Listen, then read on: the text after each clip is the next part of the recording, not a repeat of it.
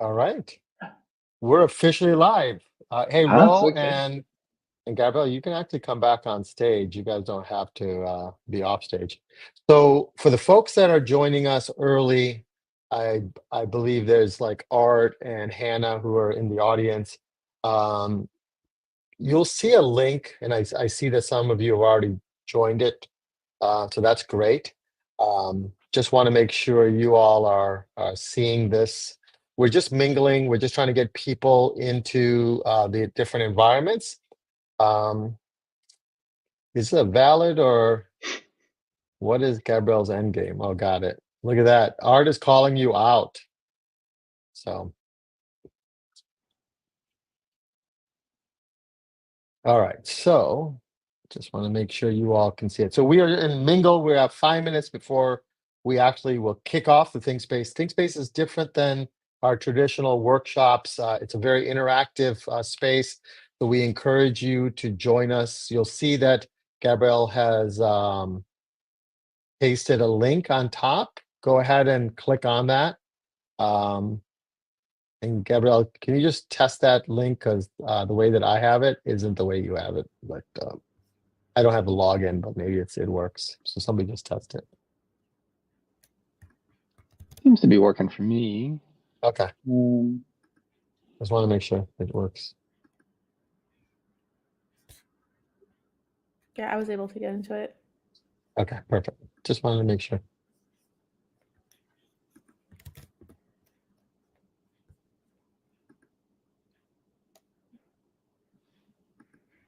Hi, Anna. How are you? I'm hoping you can see us and hear us.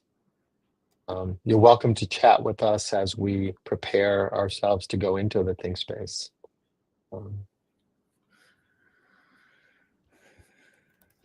There you go. Love the Anna says enthusiasm. hello. Love it. Energy. Copy. We will be live streaming on LinkedIn and on YouTube. I haven't looked and seen if we're live there yet, but we have about 4 minutes before we go live. For the folks that are coming in from LinkedIn, you'll see that we are going to be using a ThinkSpace. We encourage you to, while you are going to be on LinkedIn, to also join us on our ThinkSpace so you can be interactive with us. This is a very interactive session in terms of predictive modeling. So we're hoping that you will be able to see us. And the folks that are on YouTube, you're probably seeing this on recording. So we'll just be sharing the results of all this. Now, if you're at YouTube right now, we welcome you to join us on the link also. And I'll ask Gabrielle to put the link on YouTube for you all. So, Oh, I did already. It's there. all right, there you go. Perfect. I'm not finding the LinkedIn Live, though. I'm trying to find where to post it there. You're not seeing the LinkedIn Live yet? Okay. Mm-mm.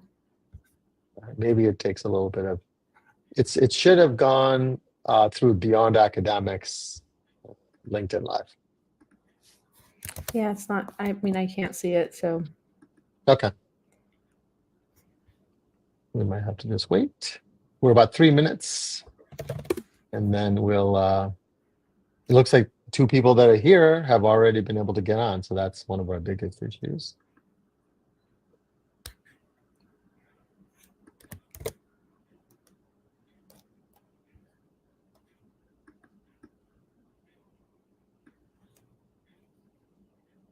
Art was on. I don't see Art on anymore.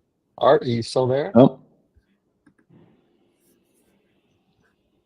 I see Nick is on too. Welcome, Nick.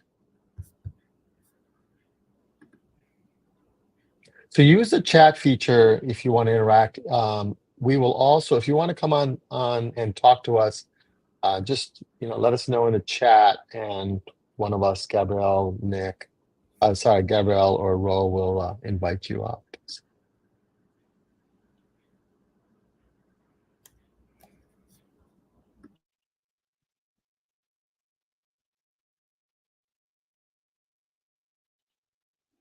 yeah, I'm very excited to hear from the community and see what everybody else is doing and thinking about predictive modeling. Yeah.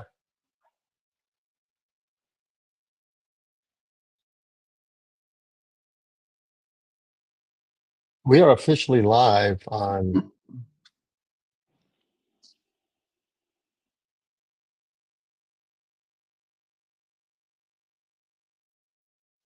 We are actually alive on LinkedIn Live too. I see it. So we're in all three spaces. So, all right.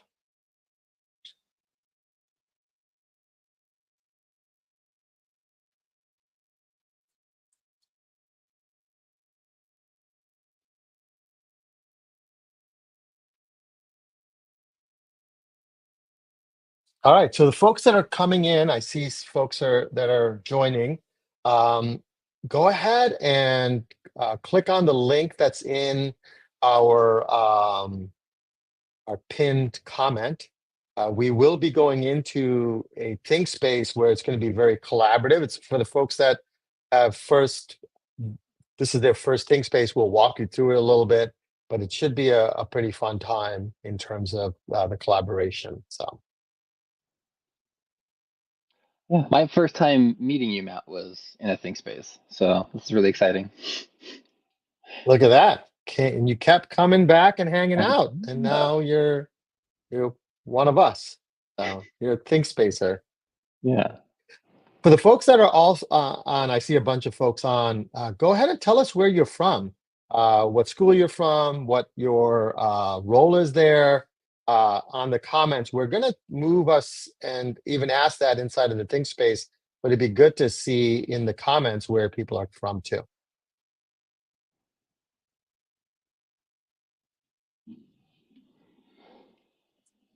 Yeah, it's always a fun game playing like, oh, I've been there, or oh, that's on my kind of list of places I want to be when I see institution pop being like, oh, yay. Yeah.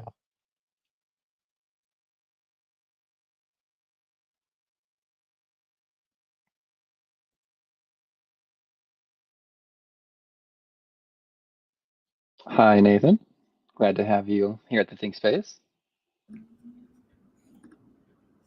So Matt, I don't know if it's just me, but I'm not sure if folks are having a hard time getting into the ThinkSpace because I don't see any responses. I see people in the ThinkSpace, Gabrielle. Is that I just me? see, yeah, I see Hannah, Lindsay, Nathan, Rachel, Robbie. Okay, I so see. go ahead and click enter. If you're on the ThinkSpace, go ahead and click enter on those three questions, the different colored squares, the orange, red, and green. Did you move them, No, Gabrielle? No, because it's not there. they're I there. don't have it up. They are? Let me move everybody because I don't think anyone's moved there. There you go. Now I'm moving everyone. Now they're there, Gabrielle. Oh, okay. All right. So the folks that are in our ThinkSpace, hey, we're already about to launch. So let's just get going. You ready, David? You ready, I'm ready. Let's Gabrielle? do it. Yep. Go. You ready? All right. This is our first official ThinkSpace for the Slate workshops. And so David has been leading a set of conversations around predictive modeling. And everyone talks about data. Everyone talks about how to use it, and yet we never really get to a place where we're very strategic. So part of the reason that we wanted to do a ThinkSpace is to start to gather a little bit more intel from you as we go in, as opposed to just David talking to you for 60 minutes, which you guys all like. You seem to sit with him for that 60 minutes usually. I think you're going to see that there's going to be a lot more interaction that's going to come from this. And we're hoping this intel and insight will really, give you guys some. So ThinkSpace is really, it's anonymous. That's the first thing you should understand. So what you put in there is anonymous. We will use some tagging features. If you just click into one of these features right here, you'll see you could put your responses. We have a set of schools in here already, where they live. You'll see that these are what the responses there are. Bucks County, there you go. Richmond was just put in. Winston-Salem, Broken Arrow, it's great. So, and then you'll see what role do you play in the transformation on your campuses, right? So there's some folks that are putting that in. This is just giving us a little bit of like who's in the audience. We call it in the house. And the other thing we always talk about is your voice matters. So while we are going to engage with you, what you put on the screen, what you vote up is going to be a really interesting way of collaborating and having a conversation. So if you do want to join the stage, just let us know in the comments. If you do put some comments in there, Gabriella, Ro, or others may invite you up. Join us, just have your camera on, and then we'll take it from there. So as we start to look at that, I see that people are already putting a lot of good responses. I'm going to throw it to David just to kick it off, because that's what he officially does normally. And then I'll bring you all back and we'll start our first ThinkSpace. David, it's all yours. Great. Thank you so much, Matt. Yeah, I've had a really great time the last few months leading discussions and workshops on really how to do engagement scoring and predictive modeling and how to automate it, but also how to use it at your institution and how to make an impact both in your day-to-day operations, but also really your strategy as well, and how it can help drive your strategy and drive your planning for your work and your enrollment classes. And I'm really excited to bring Matt's ThinkSpace element to the conversation and really being able to bring the community into sharing their insights and their friction points and their successes and victories. So I'm really excited for the community to come in and really sharing the topics and discussion with us. We're really relaxed. That's the first rule. We're very collaborative in this thing. Opinions, everyone has different opinions. There's no right or wrong answer. Maybe the true and false that we're going to go through might have a little bit of right or wrong, but I think we're open to those type of conversations. So let's start right off the bat. Let's just go into one of them really quick. So the folks that haven't joined it, the ThinkSpace, go ahead and click on the pin. Join us in the ThinkSpace, and then I'm gonna move. So you'll see that we're gonna move right away into a true and false kind of question. I'm gonna close all these other ones out, and we're now going into it. What I want you all to do is read the statement, and then I want you to either take the true sticky and just drag it if you think it's true. If you think it's false, go ahead and drag the false. And that'll give us an understanding of if you agree or disagree with that statement. Okay? Perfect. I see some people already moving on. Yeah. Look, some people even started with falses on the bottom. Look at that. That's a pretty interesting concept.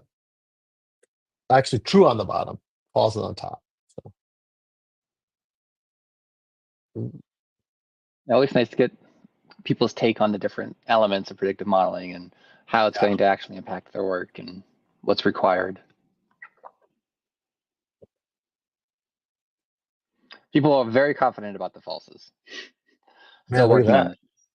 Hey, David, did you color scheme this thing? Put all the reds on top and the blues on the bottom? What's up with that?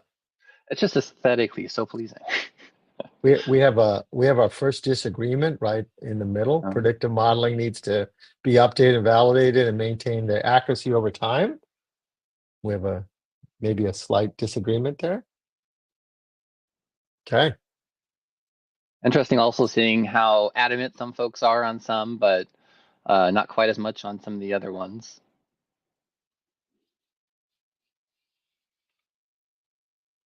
Hey, this is a success, David. Within the first 2 minutes, we've gotten people into ThinkSpaces. We got them dropping and dragging right now. So we're already launched as a success right now. We could end the ThinkSpace right now, and we are saying we are very successful. So, all right. So go ahead. I see some votes still going. Wow. Some more votes are still happening. So we're going to give you another 30 seconds. We got a whole set of these variety of activities that we're going to go through. Before we go through this, David's going to walk through some of this with you all. And if you have thoughts and want to, definitely put it in chat or join us on stage. Yeah, I would also love to get some insights on, there definitely is some back and forth on the predictive models need to be updated and validated to maintain their accuracy over time. Yeah. I see a set of folks joining us. I see Michael just joined us. Michael, we are just doing some, and I think it was Mark. We're just doing some true and falses around predictive modeling. So if you go in here and just click on either a true or false statement, go ahead and do that. And then I'm gonna let David walk through these a little bit and see if you all have it right or wrong. And I'm shocked that we only have one disagreement so far. Matt, there's no such thing as right or wrong. That's Here. that's You can't tell true. people they're wrong. That's true. Yeah, I would love to get more insights on that middle one too. But yeah, how are the voting going? Should we Yeah, start let me chatting? see. Michael and Mark, who joined a little bit later, if you want a little more time, just let us know in the chat. If not, we're gonna go, and then we'll add some color to this. So, all right. I don't see either of them saying pause. So let's just go through this. Do you want me to sort these in any way, or do you want to just go up and down? Why don't you go up and down? Because it seems Yeah, like I think you had a color coordinated thing. See, if I was you, I would have mixed it around, confused it a little bit of people. be a David, little sneaky. sneaky. So, Um, yeah, so predictive modeling replaces the need for human decision making in the admission process. I think it is a wonderful tool that can really help the staff be able to tackle things efficiently and effectively.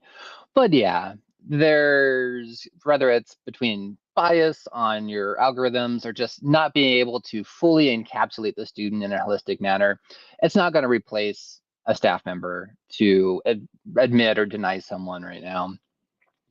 And then, yeah, only large data-rich institutions can benefit from predictive modeling.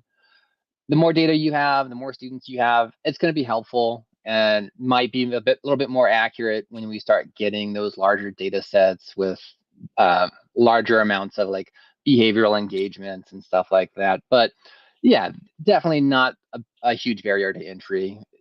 There's so much you can do with predictive modeling. There's projections, but there's also things of just being able to prioritize your work and your outreach that even if you don't 100% have an accurate prediction on every single student, there's so much you can still be doing with predictive modeling.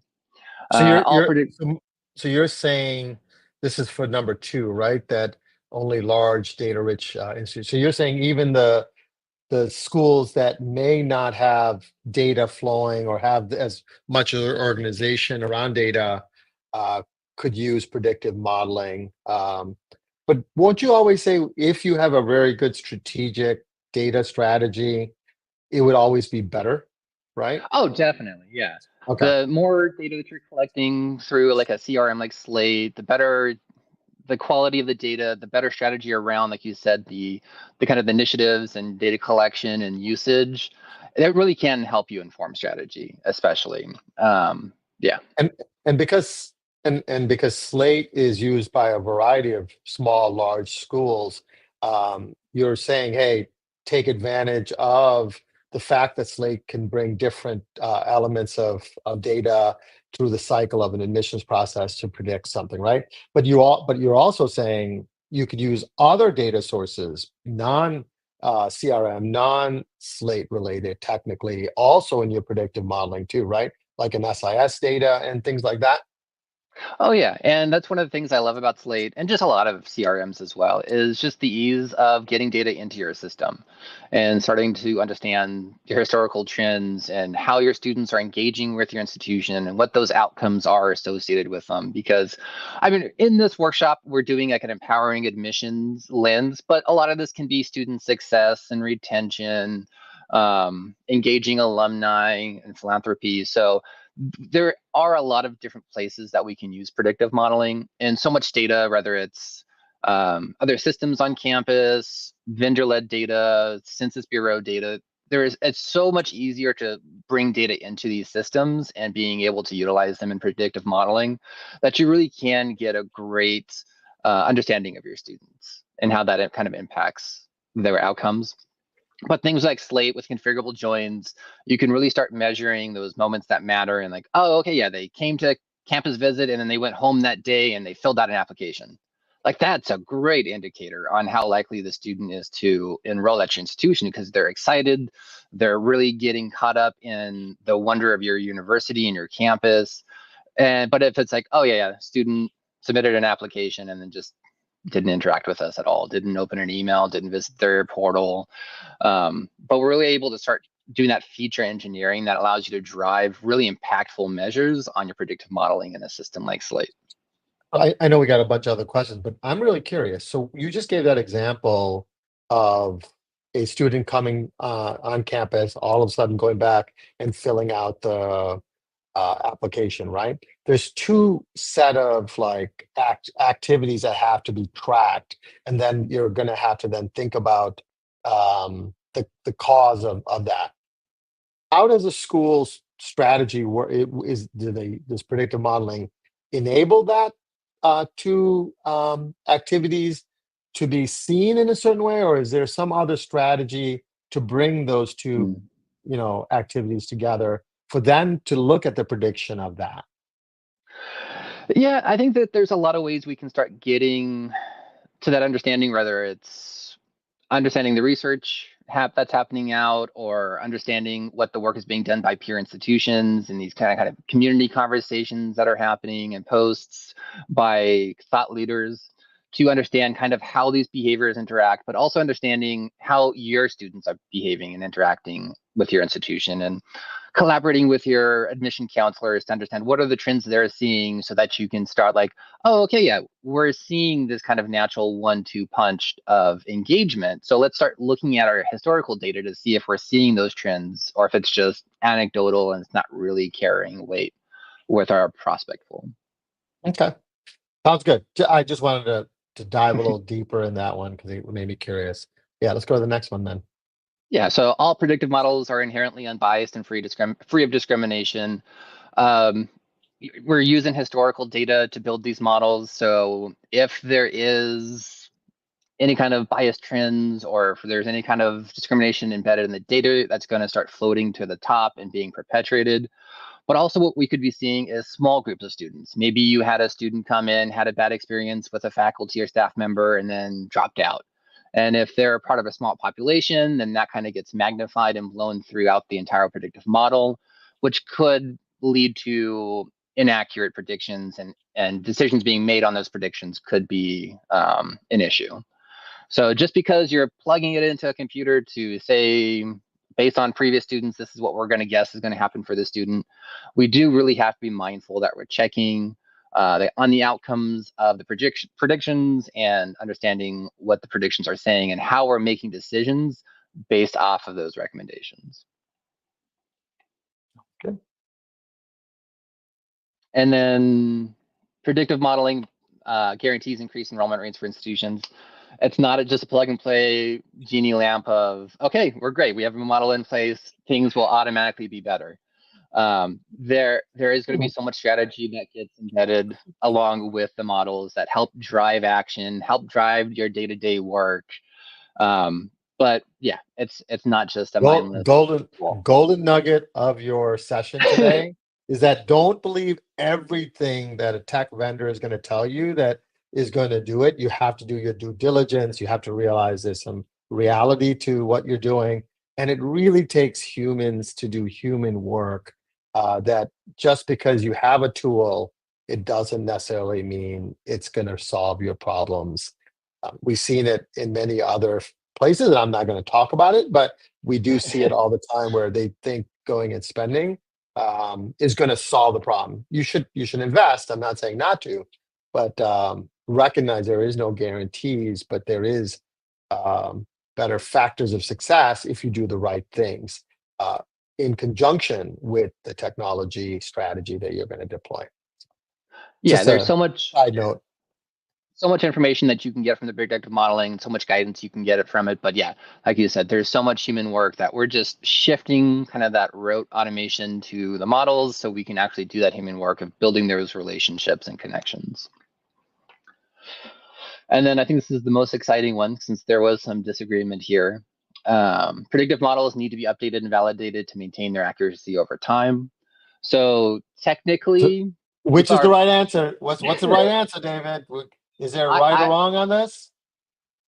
I'm going to say yes. You do need to update them over time. It's not a set it and forget it kind of situation. While technically, yes, the process that we've been going over the workshop, you could build the model 1 year and you could just let it run for the next 100 years.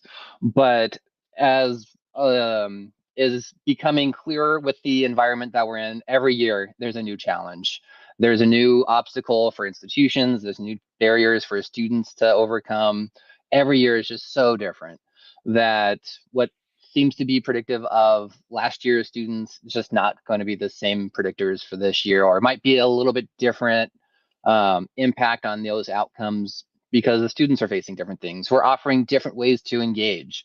Like 5 years ago, not a lot of institutions probably had virtual visits, but a lot of institutions have them. Some of them have backed away. I don't agree with backing away from virtual visits. I think that there's a lot to be spoken about the accessibility for them and how they can complement on-campus visits. But yeah, there's so much changing every single year. I think we really do need to maintain those validations and updates that we're doing with implementation as well. And speaking on the behalf of the two people, would you think AI would eventually reduce the amount of adjustments because it should automatically take on some of the factors? Because think about it right now, in the way that we live in IT, everything is coded and it's kind of a little bit of static.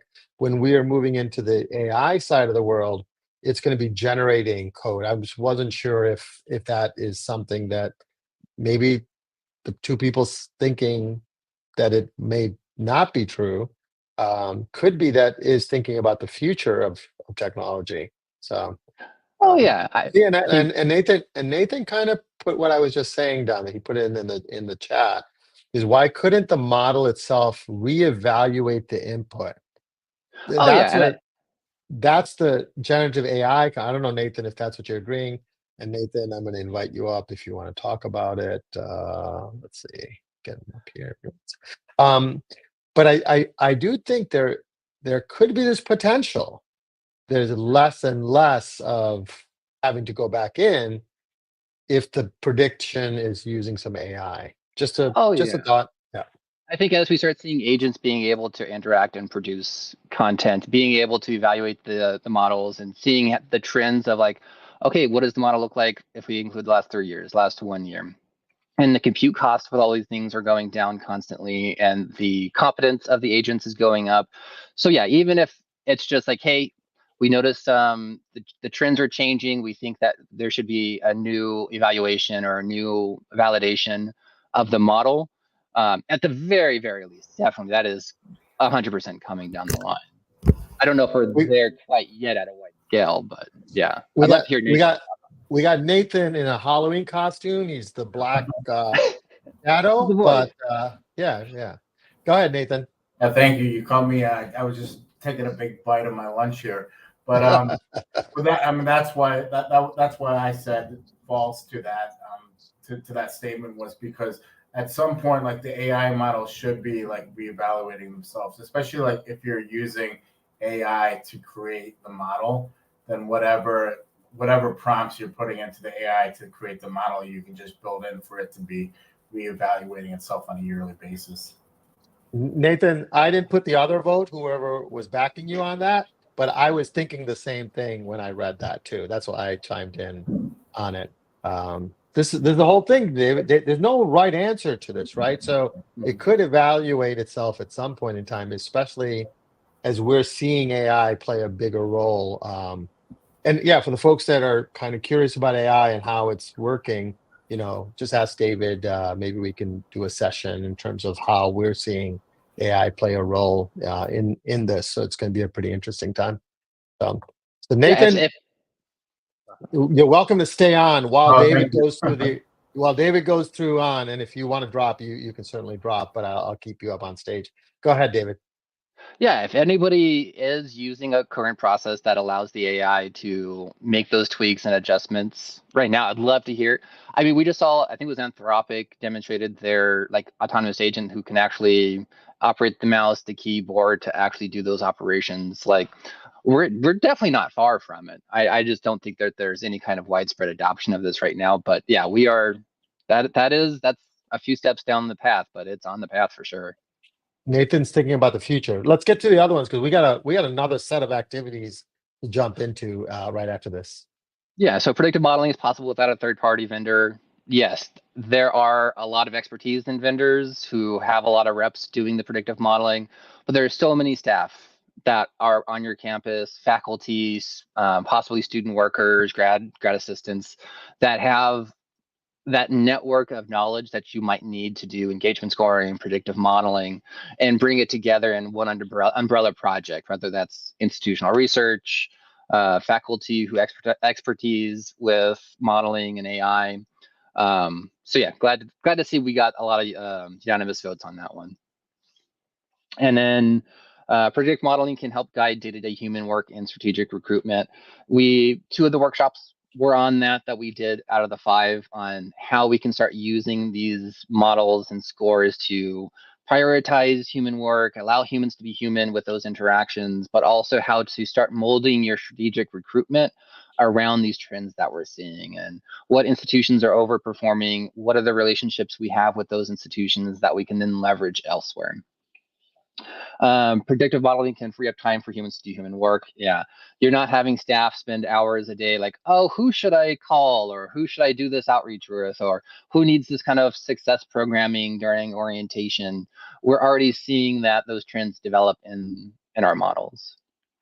And then, David, really quick, just so that I understand, if say we don't use the technology you're talking about in predictive modeling, what was the old days, like last year or 2 years from now, in terms of like, how did schools predict?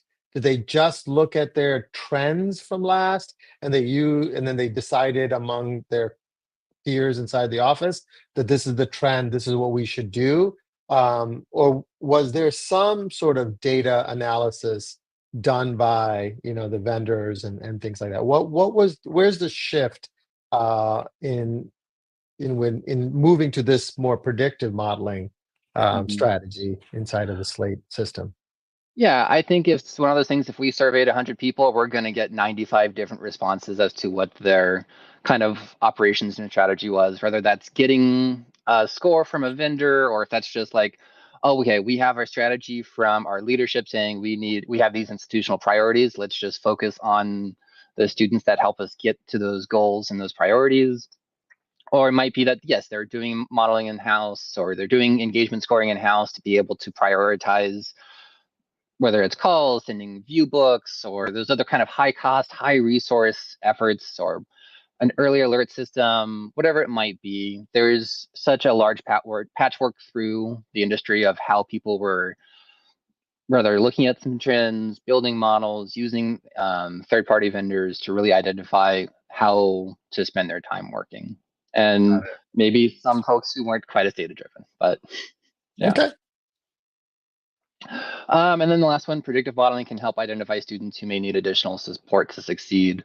Yeah, especially when we start getting into those larger AI predictive models, being able to ingest such a large data set of whether it's students who might not yield or current students who might drop out, get put on academic probation, start disengaging with the institution. There's so much that we can start looking at these models for to help us drive support. Okay. All right. Hey, David, you went through your first ThinkSpace activity. We're going to dive right into the next one. This is going to be pretty interactive, and the way we design our ThinkSpaces is to also educate you in terms of what others are doing, what those strategies are. So this question really is, which of these functions does your campus use for predictive modeling? So let's just say that's one statement, but it could be, what do you think a campus could use for predictive modeling? And then this is what I think is going to be the most helpful, is if you notice the pins, the sticky dots that we actually indicate the different areas. Go ahead and use that as almost like an agreement that it could work there, but you're actually defining it in a granular sense. So go ahead. I see you guys are all doing it. Now, I did leave it open that if you want to put in a response here of a function, you are able to do that right here in this. I have a idea or a thought, and then your peers could also then agree or disagree with these statements up here. All right, so I'll let you all do that. I'm already seeing some great stuff filling in. So, and Nathan, you're like an official guest now. You can chime in at any time you want. Yeah, I would also love to get everyone's ideas here of what we missed in this list. I will say, I know one of them is kind of vague, augment projections, so I'll just explain that a little bit better. And that I purposely removed the Okay. parentheses of that, David, because I wanted you to explain it. Oh, okay. Yeah, so one of the fun things that I like about the modeling that we've been doing in these workshops is because we're programming it directly into Slate, we can actually augment the projection. So we can say, okay, we have an admitted student day coming up next month. We're going to project maybe 20% of our students are going to go to that. How does that affect our projections? We can program that right into the Slate report. It's like, oh, we can probably count on maybe an additional 10 registered students based off of our current projections, or let's say we want to be more strategic with it. What if we wanted to drive another event attendance? We are assuming 5% of our people to attend this event, or send us an email, or whatever those kind of strategic actions might be. So we can just program with those changes in behavior to this percentage of the populations, how that kind of affects our projections. So hopefully that did not make it murkier or less clear what I meant by that, but yeah, augmented projections. And David, there's a lot of like they're already populating a lot of these things. And I know that we don't have much time. We have 30 minutes to get through a set of other ones. Do you want to start talking about some of these really quick, especially because some of them they have all of them pinned in here, like all of these areas. Um, and maybe there's some examples for the folks that may not know of that. Do you want to take a crack at that? Yeah, I think projections, of course, this is kind of one of those ones that you really want to be confident in the quality of your model to do projections of like, oh, okay, we're going to have this size incoming class, or we're going to have this percentage of our students drop out, or this percent of our students graduate, or this X number of dollars being donated, or X number of dollars in net tuition revenue based on our incoming class projections. So that's one of definitely the sharpest daggers in predictive modeling is you really have to be really confident of a high quality model to do projections. But it's also so applicable throughout the entire life cycle of a student.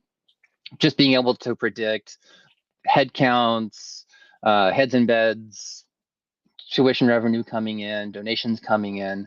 That's so impactful, especially as institutions are facing some headwinds over the next few years and decreases in funnel size and all of those pieces. So yes, that's so applicable to everything. Financial aid optimization is also a really big topic. I think especially when you're doing modeling with a third-party vendor, that's definitely one of the things that a lot of those folks bring is being able to deploy your financial aid in a way that serves the most students, but also provides that opportunity for institutional success and viability. Inform and guide marketing communications. As we start understanding our students and how engaged students are, we can start seeing maybe a little bit more tolerance for longer emails or more intense call to actions. A student who's really engaged or really likely to apply is probably going to take a call to action at a higher rate than a student who maybe has opened one email in their history of being a prospect in your pool. Talked about prioritizing those high cost, high effort work. A lot of budgets are getting cut and shrunk down. I'm surprised we didn't get any admissions for high cost efforts between. I think we have a comment coming in. Yeah, from Mark. Yeah, and I think it's so interesting at that melt element, especially as we're looking at folks who might be taking gap years or things like that. Identifying what is someone who's going to withdraw after committing versus who's just going to take a gap year, or who might kind of shuffle back and forth between those options. if those are opportunities that your institution provides them. So David, really quick on an informed and guided marketing communication, right? Because I think Yeah. that is probably one of the most important, but it's also probably one of the more costlier things to do, right? Yeah. So you almost have to put the money in the places that's going to give you the greatest, return, right? Do you think predictive modeling, that could be the reason that predictive modeling plays a bigger role here? Because then you're hopefully identifying the right places to fund the marketing campaign and the communication, or maybe even the reach is different, right? I just a thought on that.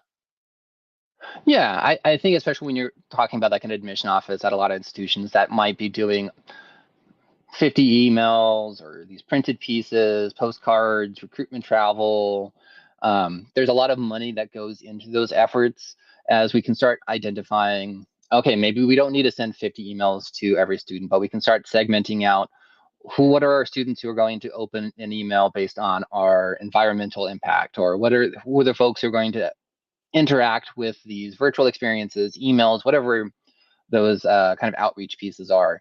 Who's going to have that impact from these kinds of marketing communication efforts? So we can start being much more strategic with how we deploy our budgets and how we're spending the money. And okay, maybe sending view books is not moving the needle at all. So let's start looking at how we can deploy that $20,000 in a more effective way, or maybe the ads aren't working, or maybe whatever those efforts are. And we see a lot of those concentrated in admissions just because they have such a large funnel that they have to try to use to bring in. But we can also start looking at how do we keep students engaged? How are we keeping them learning in an effective way? How are we delivering our resources in a way that they're going to use the Career Center to find a job after college, or they're going to use tutoring or student success or other opportunities that the institution is providing them in a way that's going to resonate with them, that they're actually going to use, and again, increase that student success? Or who do we identify for possible student research? Anything like there's so much stuff that we can do, and how an institution interacts and engages with our students, that this can start helping inform. Okay. Do you want to sort any of these? Do you want to see which one got more votes in a certain particular level really quick?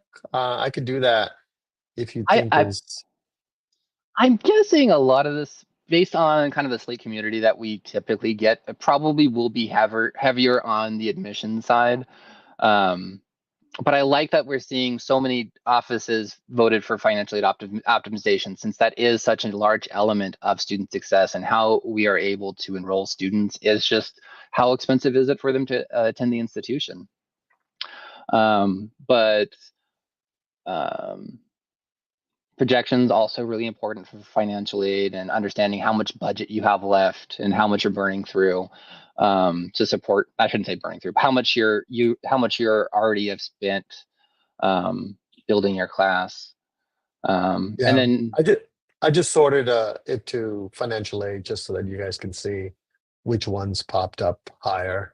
And then I'm going to just sort admission so you can see the difference between that and that priority. So, okay. Yep. Yeah, I love seeing how like advancement is definitely heavier on that, measure the effectiveness of new practices, as that's also a large element of engaging alumni and prospective donors. And they're probably trying a lot of new things, especially as we start facing the headwinds that every institution's facing. But yeah, there's so many elements of how to measure the effectiveness of whether it's a call campaign or a new academic programming. So this could be throughout, again, that entire student life cycle. And you're not trying to do something much fancier like a propensity score, or trying to just do like a double blind on a small sample size. Or there's so many ways to start measuring the effectiveness of new practices and new programming. But if we're able to start segmenting of like, oh, okay, predicted to not enroll, or we're confident that they weren't going to be retained in that second year, but we're starting to see that needle move on that population. It's a much simpler way to start seeing how these new practices are affecting students. So David, I'm going to ask you two questions. One is, of these lists, which one has the most impact? Meaning, if they were going to go do this, which of these activities have the most impact? That's the first question. And then I'm going to ask you a second question, but which one is there one? Yeah, I mean, I think really identifying the factors that predict applying and enrolling, and then being able to leverage those. So if you know what practices, whether it's an in-person visit, virtual visit, is it them coming home from a campus visit and applying? Once you start understanding what are the big movers that motivate a student to apply or enroll, not only are you able to understand your students better, but you're able to start moving and pushing and nudging those students to take those actions, which a student who's told to visit campus and a student who just decides to visit campus, two different students, probably a little bit different outcomes. But once we start understanding what really affects a student, then we can start pushing the needle on that student success and that institutional success. So that's I think that's kind of gets my vote. Okay. Which one of these, this is my second question, is the most efficient thing to do? Meaning you might make more ROI on the one that you just talked about, incoming class, but which one would create more capacity on an office? I think that prioritizing high cost efforts and work. If you're able to give your admission counselors like, hey, these are the students that we can have an impact on. Like if we do the outreach to these students, if we get these students to programming, that's what's going to move the needle. It's not blindly choosing a handful of students to just be like, okay, I'm going to call these 10 students today. I'm going to call the next 10 students tomorrow, and then the following 10 students the next day. Like we're just really looking at a time where we need to be more effective and strategic with how our staff are spending the time as budgets are dropping, as the number of students who are going to college and the availability of those names through vendors or through the funnel or through organic, that's all getting harder. We really need to be able to have staff who can communicate and prioritize and optimize the students that are in the funnel, because funnel's not getting bigger for folks. Oh, Matt, I think you're on mute. I was just saying, let's move to the next question. So I'm going to move everyone. And this one is not a drop and drag. This is actually some opinions here and thoughts. So, and then you'll notice that we give you 5 vote ups. So the way that we want is, what are the challenges that you feel are around predictive modeling? So that's the first thing, because then David can kind of address that. But then what I want you to do is to vote up your colleagues' thoughts in terms of, hey, I agree with that. Like, let's look at the top ones. So go ahead, and I think I moved you all to the spot. Go ahead and enter. And Mark, if you're not on our ThinkSpace, I think you should put it in here. You put a comment in there, but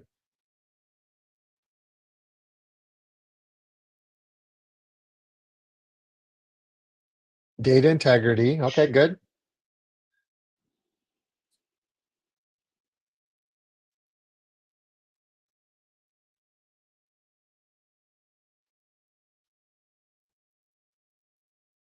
Staff education.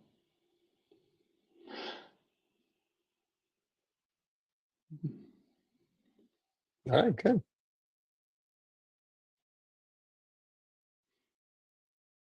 Loving these responses.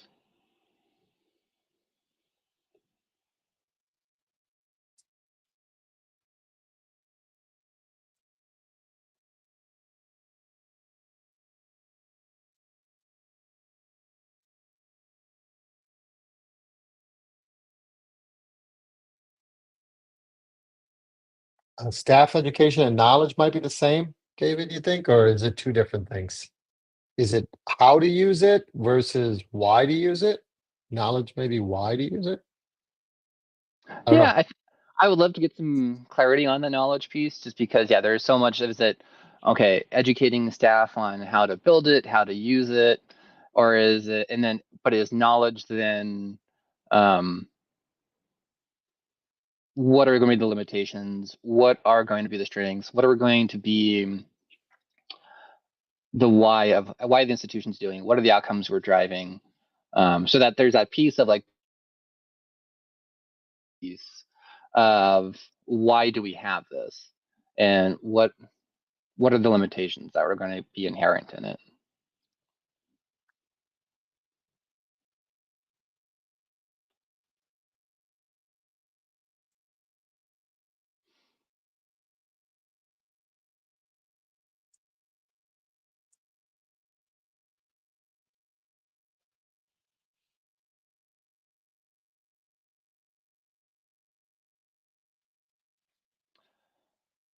And like the buy-in with predictive models when it doesn't line up with life experience, that's definitely harder with modeling. One of the workshops we did on the engagement scoring, though, was definitely adding that element of collaboration, of building the score, getting their insights and feedback so they have more ownership of the process, and then we'll hopefully have more buy-in with the use of it. So it's a little bit harder on predictive modeling, but I think there is so many elements of like we were talking about, like, or if it's they got their financial aid award letter and then they were really engaged and then they stopped emailing us or they stopped going to the portal or whatever it might be. So there are a lot of elements that maybe a counselor or staff can provide of like, hey, I've noticed these trends. Let's take a look at how that looks in the predictive model. But yeah, definitely easier with like an engagement score where there's not necessarily going to be as much structure to the model. Go ahead and vote. Use your 5 votes, and then we'll sort, and then we can talk through that a little bit, and then go to the next couple questions because we're coming up on time at the top of the hour, so I just want to make sure we're.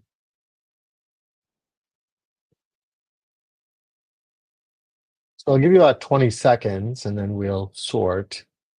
Unless you need a little bit more time, just let us know in the comments. So go ahead and vote up your colleagues' thoughts. Data integrity seems to be high on the list. Yeah, it's always an interesting adventure when dealing with data. And we're probably going to talk about it, but is data integrity the fact that data isn't consistent in the different systems that come together, or data, the models that we have to look through that data isn't consistent, so their integrity is there, or is there missing data? When you talk about data integrity, can someone define that, or David, can you define it? I think in my mind, I kind of operationalize that more of like, oh, okay, you know what? Last year we just didn't mark events as attended, so there's just a year, but we have no attendance. Got it. Or it's there's missing data. All of Like, the above, okay, yeah. we don't have GPAs coming in from this school because they do narrative grading, or they're not doing the data integration.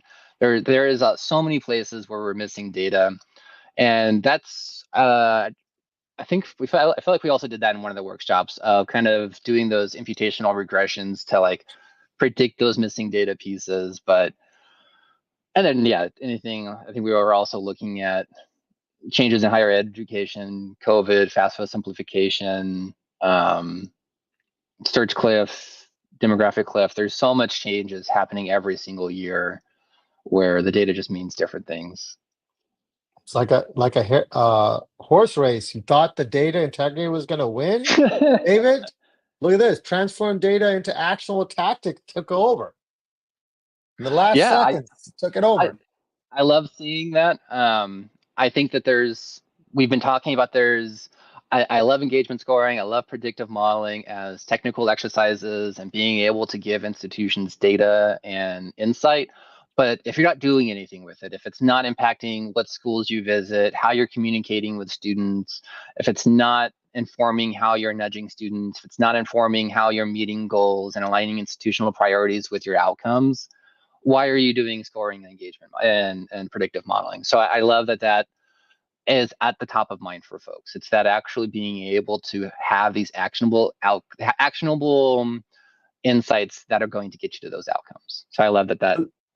So it's interesting. So a lot of schools invest a lot at risk products, right? And then it collects dust because the actual strategy of that is never thought out even early before it got put in, and then all of a sudden you have data and no one's actually executing anything on it because the strategy wasn't actually defined um, in the data and the way that it interacts with the campus, right? So that is such a common thing in most universities where they're spending a lot of money on an at-risk product, and they just think the at-risk product is going to work out of the box, and really it takes a little bit of this exercise you're doing in terms of where is the data, how do does it have integrity? So I think it's a learning point, not just on the stuff you're talking on Slate, but in everything we're going to be needing to do on campus around data. So I did sort them. So go if you want to just take the top 3 or 4, and we got like 10 minutes. So we have one more question, and then I think we have 2 standby questions if you want to throw it at them. But I think we've gotten a lot out of these other ones. So you want to take these really quick, and then we'll move them to the next one. Yeah, like you said, that actionable tactics, like you can plug in a nice new refrigerator, but if you put the milk in the freezer, you're not having cereal in the morning. So you really have to understand what you can do with the data and how you're going to get to the outcomes that you need through those models and those actions. We talked a bit about data integrity already. There's, especially with the turnover and the great resignation and all of that, there's just been so many changes in staff practices, but also the way that institutions are offering students to engage with them, new RFIs, new vendors, new user interfaces. The data you have available is changing. The quality of the data is so different every year. What it means is changing every year. When you're bringing in data from other systems and you don't have that functional vocabulary of what it is and what it means, and you don't understand, like, oh yeah, this office was doing this with the data last year, but this year they're doing this, and you don't know that because you're in the admission office and you're just getting a data feed. So there's a million other issues with data integrity, but let's keep going. Lack of data governance or understanding of data management. I think this is becoming a larger topic at a lot of institutions, of being able to have our data stewards, being able to be a little bit more mindful of how we're managing our data, how we're practicing our use of data. So I'm glad that that's also at the top of people's minds as a focus. Bias will always be the concern. There's so much happening in that space too, with the Supreme Court ruling and institutional admissions, and especially when we're starting to get these models that we're just taking actions on, and we're not having the knowledge of, like, oh yeah, we needed to check this. Like, oh yeah, 4 students are dragging down this population, so we're making actions and decisions based on a model that is driven by 3 people in that population. So there's a lot of work that needs to do there. That's the hard miles, as they like to say. Okay. Yeah. That's great. And then, okay. Yeah. Oh, you want to go one more? No. We are running out of time. We can keep going. Yeah. Let's hit this. This one. The next one is a little bit of ideation and a little bit of brainstorming for you all to think about. What would you like to use predictive modeling to improve outcomes for? We walked through a whole set of activities in different areas, student success and financial aid, and Mark put some comments in terms of it. Like, I'd like for you all to ideate, where do you think that you have outcomes you would like to think about, but you would like to use predictive modeling? Like, for example, and I'll put it in here, my example is, how do I use predictive modeling to ensure that our students who get a degree have jobs in a fulfilling manner, right? I would love to use predictive modeling to be like, hey, if you do these 5 things, your career is going to be enhanced. That's how I would, when I saw the question, I was thinking that. But what are you all thinking in terms of what could predictive modeling be used for on outcomes that you believe should be addressed by campuses or higher ed or your campus? I don't know, David, if you want to give any more other color, but that was my thought on it. Yeah, no, I think especially as we move through the offices, the outcomes that people are going to be focused on at the institution is going to change. So as we've talked about earlier, as AI gets more competent, easier, cheaper to run models throughout that student life cycle, we're going to be able to get a lot more insight and strategy throughout the student's entire time at the institution. But then, like you said, how are we preparing them for grad school or a career or this particular occupation? What classes do they need to be doing well in? What are those kind of unspoken prereqs that get students where they want to go in college, but after college? What is student success for each student? Because institutions have a view of student success, but if you, again, survey says 100 students, what is student success to them? You're probably going to get a few different answers. So yeah, love the career opportunities. Retention, of course, that's a great one. Change of major, that is an interesting path to stumble down to figure out where we're looking at different, how the even from recruitment to graduate. But that's a really important factor right now when we think about, and I'm a former registrar, right? We just changed a major, because they got advised and they said, oh yeah, go ahead and make. But man, if we can predict what that means to that student in terms of, completion, what that means in terms of opportunities, in terms of retaining, like just those three elements would be powerful predictors, right? Right now, we just let people do that because it's, and a little bit of advising is in there, but if we can get some data on that kind of stuff, David, that'd be really good. I Yeah. mean, there's some really good responses coming in, so I want you to address some of them. And then we got about 3 minutes, and then we'll have one last question, and then we'll take it from there. Let's see. We have a longer one here. Mapping out potential scholarship and awards can be delivered based on active enrolls, predicting likelihood to matriculate based on criteria such as high school quality, student involvement, etc., predicting potential of giving based on academic success type program. There's a lot there. But I think, yeah, we're getting a lot of really interesting insights there. There's also a lot of interesting work happening on pre-matriculation data on student success pieces and how we can start making students more successful by those earlier programming and interventions that I think is really important. And then, yeah, institutions giving is important. So as we can start understanding who to prioritize, whether it's, okay, students from these programs are more likely to donate or have more ability to donate. I think that could be really important. Factors, inputs, environments indicate time to degree for graduate students. That's also a really interesting one. Whether that's understanding or reducing melts. I think there's also a lot of really interesting work on melt just between that handoff of how long is admissions, then when is student orientation and onboarding and the current student success team starting to take over, and then when will AI become self-aware and what will that lead to? I am both at one time very excited for the automaty of AI to be able to have a greater impact, but what will that lead to? Great questions.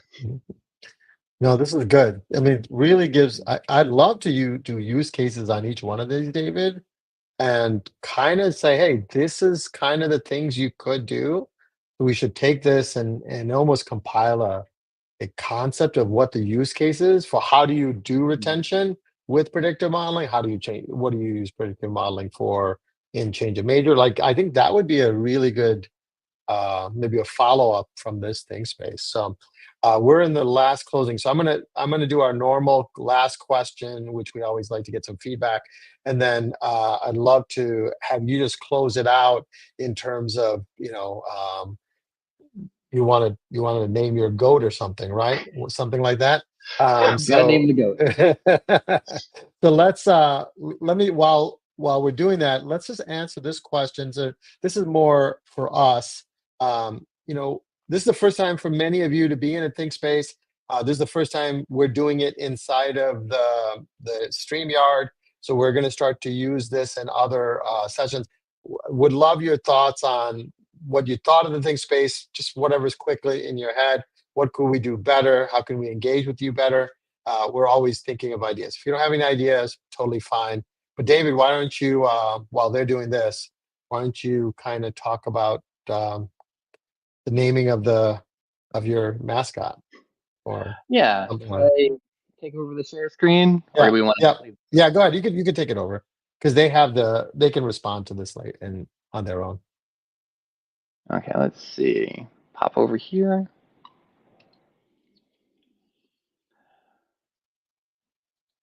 Okay, so every month I've been. Oh, we have the screen up.